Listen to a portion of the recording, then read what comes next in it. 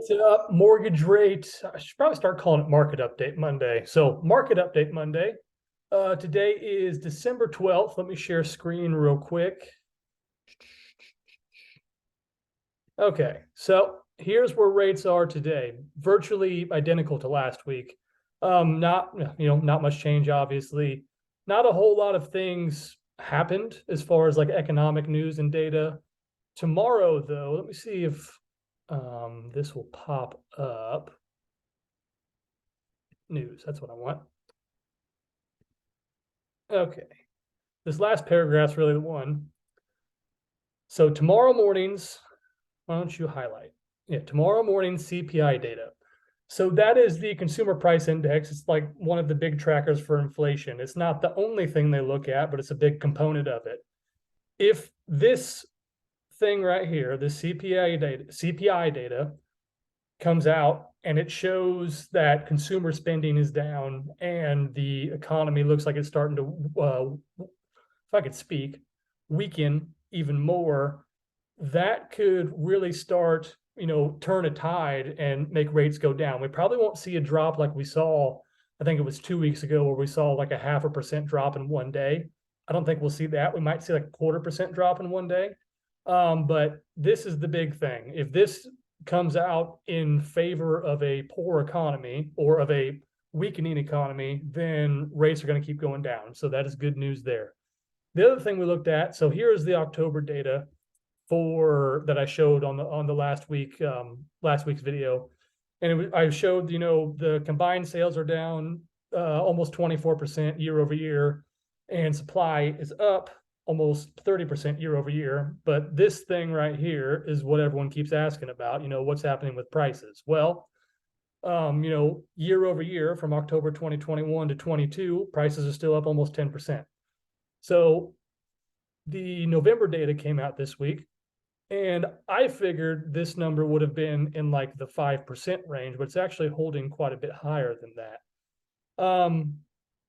These two numbers here are both higher than October, but this is year over year data, so it doesn't really tell the full story. You kind of got to dig into the numbers a little bit to see what's actually going on, like in the immediate term right now. So October, we had closed sales 2775. In November, which is the latest month we have data on, you had closed sales 2430. This is existing homes, not new homes.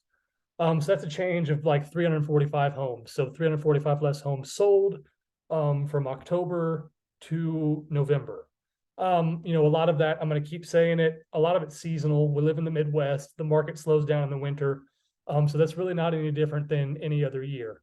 The other thing to look at is November average sales price for existing homes. So again, not new construction, was $299,912.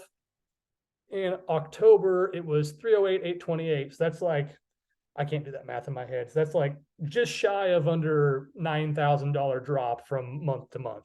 Again, I feel like I'm kind of beating a dead horse here, but that's just what happens this time of year where we live. So the other thing, let's look at new construction real quick. So this was October, again, the previous month. So average sales price for new homes was $647,931, which is kind of crazy. And then new homes in November, we got $613,405. So that's like a $34,000 drop. I can kind of do that math in my head.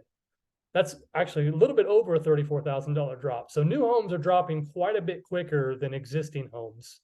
Some of that could be just demands going down because prices are so high. Some of that could be, more materials availability, supply chains getting a little bit better. There's a lot of things that play into that. So, hard to say. It's too early to say anything right now. Let me stop share. So really, like I've said, we're going to be slow this time of year, no matter what.